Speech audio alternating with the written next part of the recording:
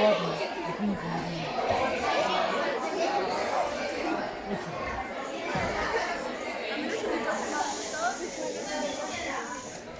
next talk is called Magic and Fantasy, and it will be performed by the students of the Institute Josep Tapirot.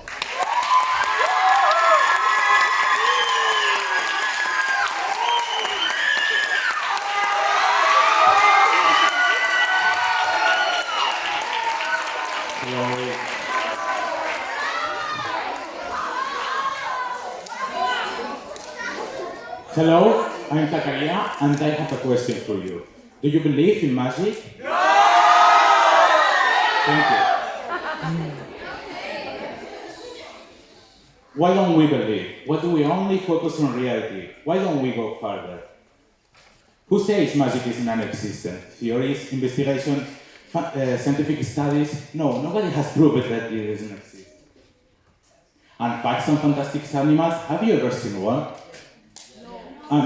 And then why do we assume that they doesn't exist? There must be factors that make these beliefs come out.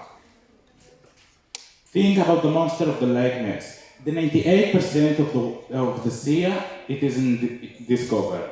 So why do we guarantee that it doesn't exist? The same with the mermaid. But in this case, I want to tell you something. If we imagine a mermaid, the normal thing is imagine something like this. A beautiful creature with a beautiful fish tail from the waist down.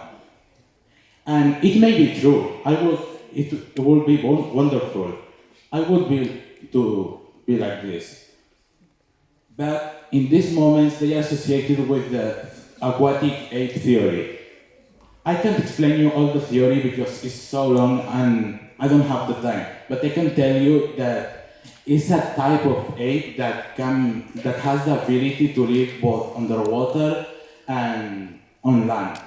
The NOAA, National Oceanic and Atmospheric Administration, has found a strange body and is currently investigating the possibility. If you are interested, you can find more information in a documentary of the National Geographic. Now, I want to talk about one of the most important factors in magic. Imagination. A lot of imagination. We are humans, that's why we are limited, but who says we have to stay in that border? Yes, physically there are things impossible to do. Flying, shooting rays, making things fly, but there are all these things that imagination can make and we can feel it somehow. Now I want to talk about the magic that the experts use. To use this magic we need the four elements: earth, water, fire and air. Okay, we can use the air both to help and purify us, managing the water, purifies and calms the winds.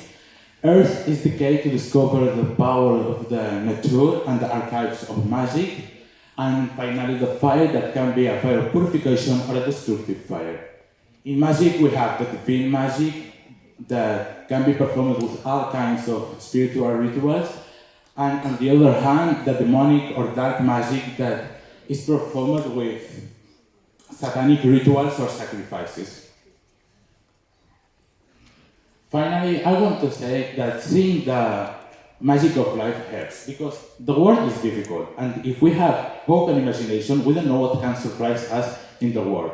Open your minds. Thank you.